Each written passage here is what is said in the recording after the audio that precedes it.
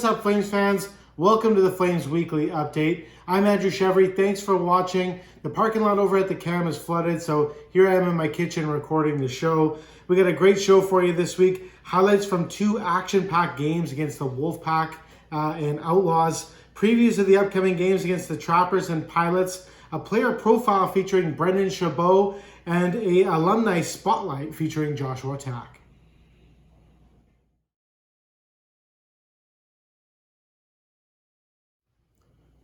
Last Friday, November the 12th, the Flames played host to the top seed in the PJHL, the North Vancouver Wolfpack. Check out the highlights brought to you by Meadow Ridge Collision.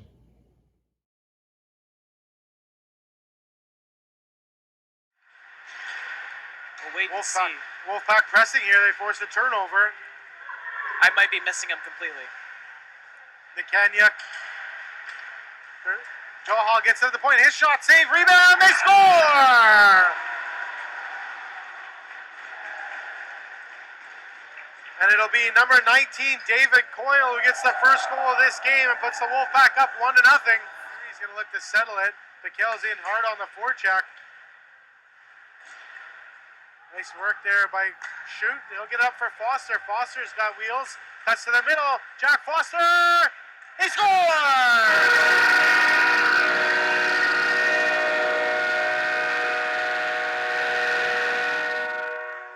Poised by Jack Foster to cut to the middle and put a low blocker on Perovic, and this game is tied 1-1.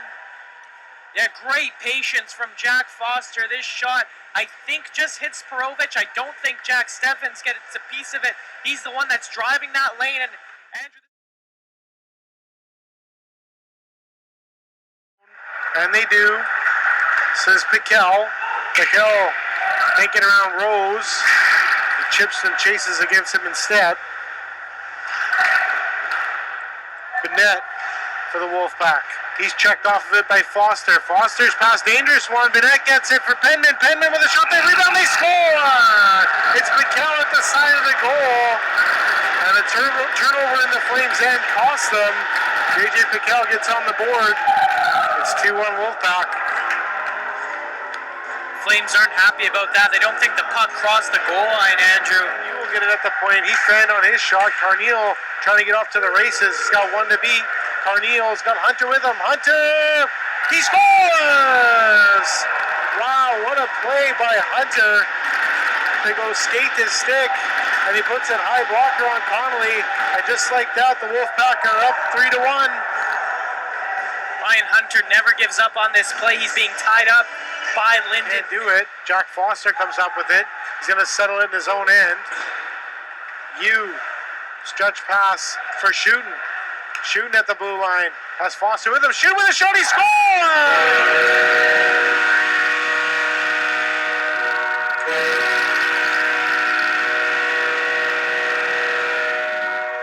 A stretch pass for Nick Yu at the Flames blue line. Shooting carries it in. Beautiful toe drag. Goes high glove on Perovic. And the Flames are back in it. It's 3-2.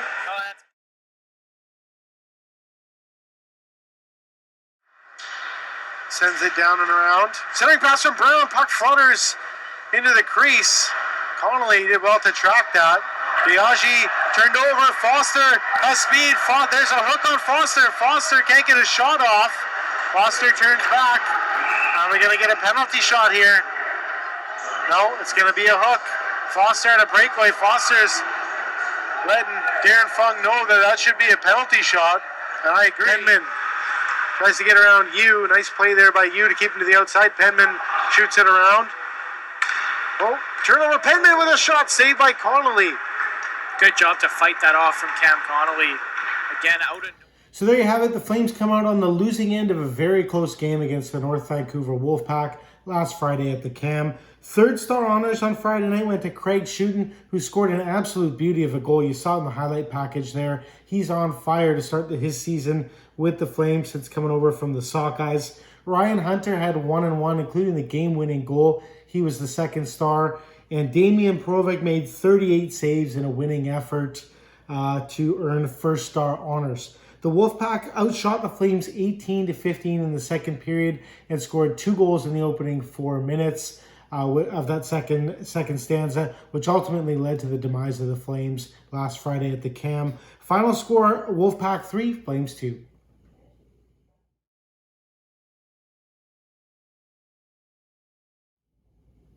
The Flames hit the road last Saturday, November the 13th, to take on the Outlaws at the Mission Leisure Center. Check out the highlights brought to you by Lord Auto Parts.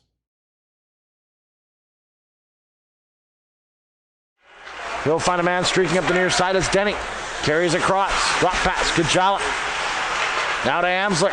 Outlaws boxing him out. Top of the slot. Rose gets the give and go again. Takes a quick shot. That one hit a body out front. That was Denny. Now down was Dale. Taking a swing. And here's another chance. They score. Broken up play. They got caught. As Hugh carries him alone right now. He'll go one-on-one with Garneau. Garneau, nice job to force him to the outside. Throws a heavy hit on him. Foster trying to feed it back off. Here's another chance. And Dale able to make a two in close saves. Keep it a 1-0 score. Here's you again. Back out front. Out front for Lagrange. He scores. Top shot. To Ice Hawks out at the Ladner Leisure Center. It's 7:35 puck drop. I'll have all the action for you right here on Outlaws Hockey and the Outlaws Broadcast Network on Mixlr.com. Here's the score.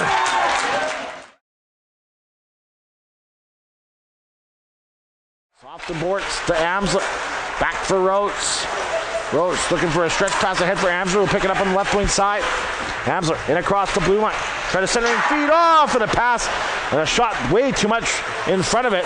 And a lively bounce comes back up for Squirrel back the other way. Has Candy with him. Squirrel turns, fire, scores! It's icy! Sinking feeling in his stomach.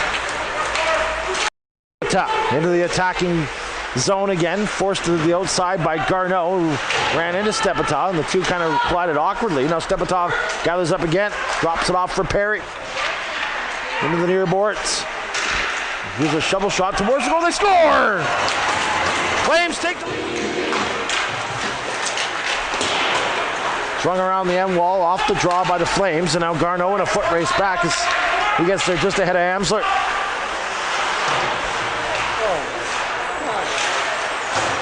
Picked off. Here's a chance. They score! A giveaway by the Outlaws.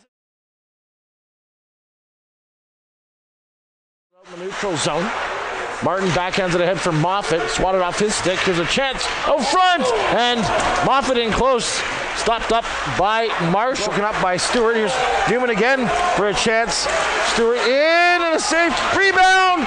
And down was Marshall. The Outlaws couldn't pull it on the rebound. They had a wide open net. So there it is. The Flames respond with a big win over a division rival last Saturday night in Mission. Third star honors went to Isaiah Squirrel, who scored his first PJHL goal. Congratulations, Isaiah Squirrel. Second star honors went to Elliot Marshall, who looked good on Saturday night. He made 30 saves to pick up his 7th win of the season, including some big saves in the third period, as you saw in the highlight pack. And Craig Schutten scored his 7th goal in as many games to earn first star honors. Alexander Beachy made his Flames debut and tallied his first point in a Flames uniform, setting up the game-winning goal. Final score at the MLC last Saturday night, Flames 4, Outlaws 2.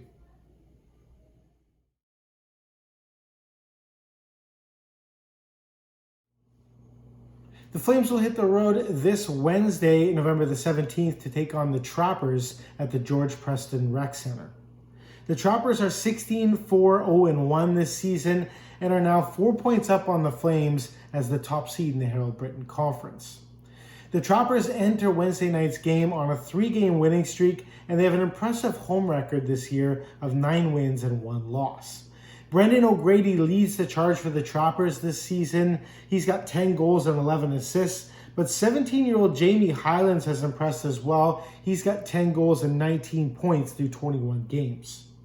20-year-old Armstrong, BC native Caden Bellman has been the starter between the pipes for the lion's share of the Trappers games this season. He has 8 wins in 13 appearances and an impressive .919 save percentage. Special teams could end up being a factor on Wednesday night. The Trappers' PK has been lights out this season with a success rate of 90.2%. It's been even better at home, believe it or not, where they've surrendered just a single goal shorthanded all season. Puck drop at the George Preston Rec Center in Langley Wednesday night is at 7 p.m. The voice of the Langley Rivermen And former PJHL Broadcaster of the Year and my friend Gideon Hill will have the call for you on hockeytv.com.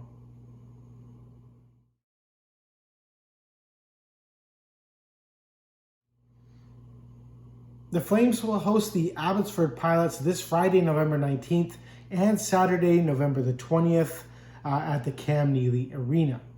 The Flames are up 2-0 in the season series and have outscored the Pilots 14-4 this year. The Pilots secured their 5th win of the season last Friday night at the MSA Arena. Hunter Brown scored 4 goals in that one to lead the Pilots to an 8-6 win over the Port Moody Panthers.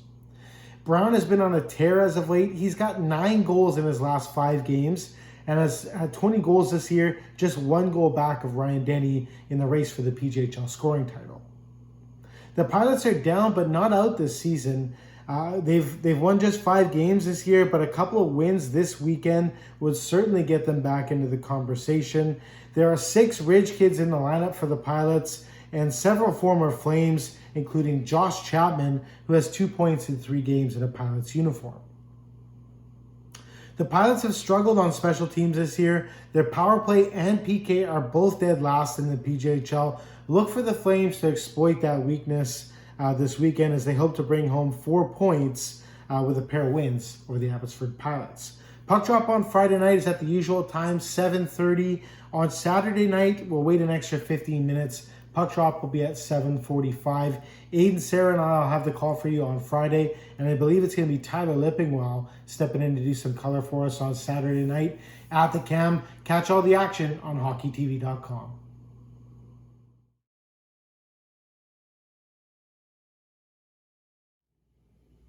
Our guest on the show this week is a Maple Ridge native and a former Ridge Meadows Rustler. This week's Chambers Plan Group Benefits Player Profile features Brendan Chabot.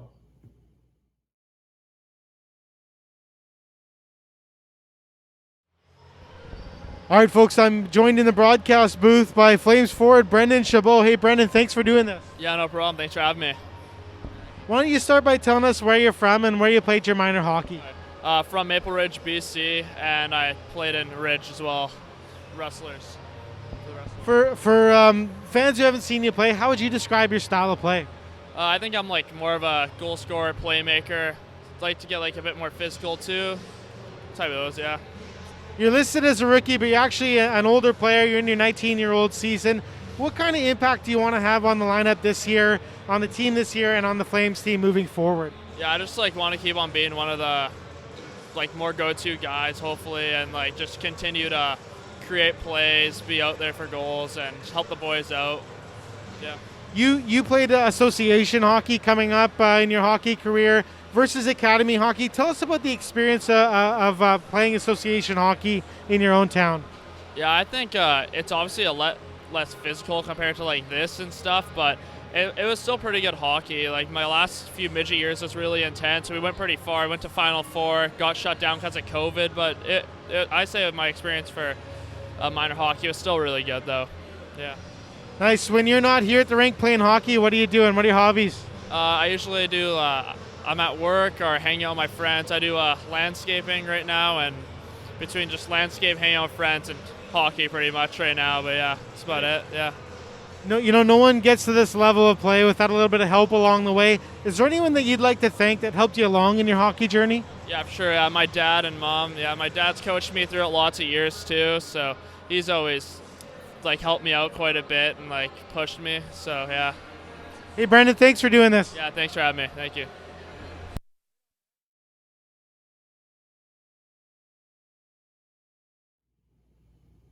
Our next guest played 94 Junior B hockey games in the province of BC, including 32 games with the Ridge Meadows Flames in the 2019-2020 season. He is now playing collegiate hockey for the Maryville Saints in St. Louis, Missouri. This week's Alumni Spotlight is brought to you by Johnson Meyer Insurance. Give it up for Josh Tack.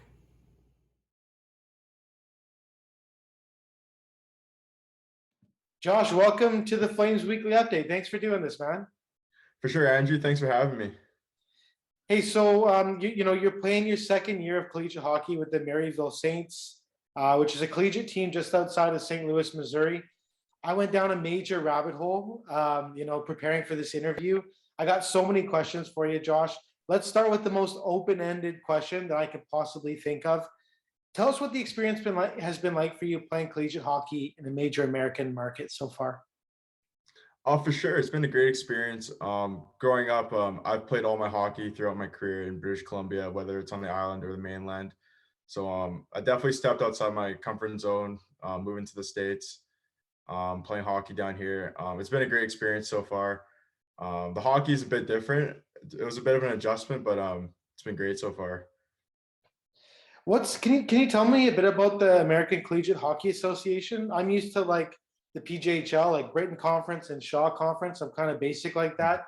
Yeah, I tried to research the ACHA quite a bit. There's three tiers of hockey, or there's three tiers of men's hockey. There must be a national championship that the team's working towards. Can you tell us a little bit about that? Yeah, for sure. Within the ACHA, there's Division One, Division Two, and Division Three, and I'm at the Division One level. Throughout the year, there's different conferences across the country. I believe there's about 90 teams at the Division One level. Within your conference, if you're able to win the conference at the end of the year, have the best record and win the conference tournament, you will win a automatic bid to the national tournament, where I believe it's 16 or 18 teams that get to go to the national tournament. So it's definitely a goal of ours. Every day we're working towards that. We were fortunate enough to make it last year during the COVID year, where we did lose in the first round. But this year we're hoping to make some noise in the national tournament and win a few games. Nice. Yeah. So, I mean, I was looking at the team's record 10-4-0-1 through 15 games to start the season. I guess that kind of ties into what you just said. I was going to ask you what the mindset of the team's like right now, and what expectations are like from this season. What's the mood in the room, and what's the group working towards? Although we have a winning record, we believe it should be better. We had a couple losses where we wish the result was kind of different. But we're working towards that national tournament every day. We believe we're a powerhouse team in the nation, and we're quite an old team. We didn't have any seniors graduate from last year, so we believe this year we can make a real run at that national tournament. How's the season going for you so far, Josh? Like I checked your stats. I think you got 4 apples in 5 games. Not a big deal. Pretty good, eh? Yeah. How's it been for you? It's been a bit of an up and down season for me. I have been struggling to get in the lineup a bit, even though I feel like I'm being productive out there. But I just got to keep working every day towards that, because I believe bounces will go my way, and things will. I kind of feel like I'll be rewarded for that eventually. Good things happen to those who work. So I'm just working towards that every day and helping to contribute to my team whatever they need for us to win. What are you studying at Maryville, and what are you working towards academically? I'm doing the sport business program right now. So the sport business program at Maryville is it's pretty good. It's pretty interactive as well. Kind of careers that can come out of that is like being a sports agent or working within an organization of like a major sport. So I'm working towards that. Potentially even if I have a good collegiate career, I could even think of going professionally over Europe to make a little bit of money and see where that can take me. So that's definitely an option I'm looking at as well. Nice. Can you tell us what the decision was like going to Maryville? Like, what was the process like leading up to that? Do you know somebody there? Or is it like, how did you decide on a university in like Missouri? Yeah, so at the end of my final season with the Flames, I know Beener reached out to all the 20 bombs on the team that there were some schools in the States that were wanting to reach out to us. To be honest, I wasn't aware of like what the ACHA was. I thought only NCAA was the collegiate level in the States.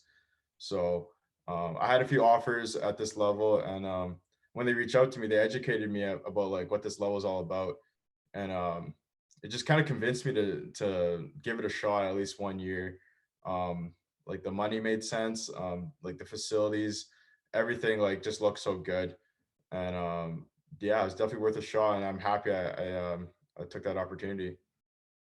What, like, had you been to St. Louis before? Or like, what's St. Louis like? What's the hockey culture like I'm getting excited here. What's the hockey culture like in St. Louis? Tell us a little bit about that. Yeah, for sure. I've never been to St. Louis, never been to the Midwest. When I first came down here, I didn't really know where I was, to be honest. But down here, kind of the major sports is football and basketball that everyone focuses on. But hockey is definitely growing in this area. There's a university that we compete with a lot, Lindenwood University, which is just down the road. They're in their transition year from ACHA to the NCAA Division One. So that's going to bring a lot of buzz to St. Louis, as well as the St. Louis Blues as well. Couple guys that came out of St. Louis that I'm aware of are like the Kachuk brothers and Clayton Keller. Those guys are really inspiring younger teams around here. So hockey's definitely buzzing around here. It's growing. It's not close to Canada yet, like in Vancouver, but it's definitely growing. Switching gears a little bit, when you look back at your PJHL career, is there one thing or like one experience that stands out to you and that sort of like characterizes your time in the PJHL? It characterizes my time in the PJHL. I would say like I didn't play my 19-year-old year. I wasn't playing hockey, so having my career just revived by the Flames, I'm gonna be thankful to the day I finished my hockey career. Of the Flames gave me an opportunity to come back to this game. That was definitely probably the biggest moment of my hockey career as a whole, to be honest. And just the season we had with the Flames, I thought was a really good year. Yeah, what a stepping stone too. I mean, you're playing in collegiate hockey, living the dream of a lot of PJHL players. Talk about the time you spent in the VI in the 2017 2018 season. You played for the Victoria Cougars. What was that experience like from a player's perspective? And what are the notable differences between the PJHL and the VI? Um, I don't believe there's too much of a difference. Um, it's just structure wise, how the team was run was a lot different than what I've experienced in the past. In the PJHL prior to going to the island. The team that I was with, the Victoria Cougars, we would have 5 a.m. practices. We were doing team workouts every day. I guess the only notable difference I would think of is we were building, so I feel like the players are a lot closer because we would hang out outside of hockey a lot more, and because we're living right beside each other usually with the billets. Mm. But besides that, I feel like the level of competition is roughly the same as the PJHL. You played your 20-year-old season with the Flames right here at Maple Ridge. What do you remember most about your time with the Ridge Meadows Flames specifically? With the Flames, I would say like some of the team bonding events that we did. I believe it was the zip lining course that we did. Yeah. That was really memorable to me. That was a really fun time, especially like I was kind of meshing with the team at first, and then that was just a great team bonding event. Even just the games in general and the practices, it was great. Just being with the boys, just being back going to hockey again. Overall, it was a great year, just in general. Nice. You're living the dream of many of the players that are currently playing in the PJHL. Can you offer some words of wisdom? Can you offer some advice to give some youngsters in the league that would like to follow in your footsteps and play collegiate hockey? Oh, for sure. Just keep working hard every day at your craft. Because good things come to those who put the work in. And don't be afraid to reach out. Shoot emails, shoot texts. There's so many teams out there that are looking for guys across the country. And chances are, if you're doing well in the PJHL, you're talented enough to play down here, whether it's at the NCAA Division III level or at the ACHA level. Yeah, just don't be afraid. Shoot emails, shoot your shot with teams, and you'll be surprised what happens. Nice. No one gets to the collegiate hockey level without a little bit of help along the way. Is there anyone that you'd like to thank that helped you along in your hockey journey? Oh, for sure. I don't think I have enough time for this for all the coaches I've had, but for sure, every coach that I had in the PJHL, from North Van to Grandview to Victoria, and then finally in Ridge Meadows, all the coaches and support staff, they've helped me along the way. And I'd like to thank all my teammates I've had. They made the experience that much better for me and helped me every day. And lastly, my family as well, supporting me all this whole way for the last how many years? 12 years that I've been playing hockey. Just want to thank you guys so much for helping me out with this journey. Josh, congratulations. You found success. Thanks so much for coming on the show and sharing your story with us. Of course, anytime, Andrew. I love being on the show.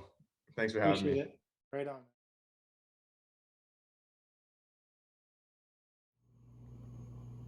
All right, folks, that's it for the show this week. I hope you enjoyed it. Hope you enjoyed the kitchen decor as well. Hopefully they clear the parking lot out at the rink in time for this weekend's games, as well as next week's show. I'm Andrew Chevry. Talk to you next week on the Flames Weekly Update.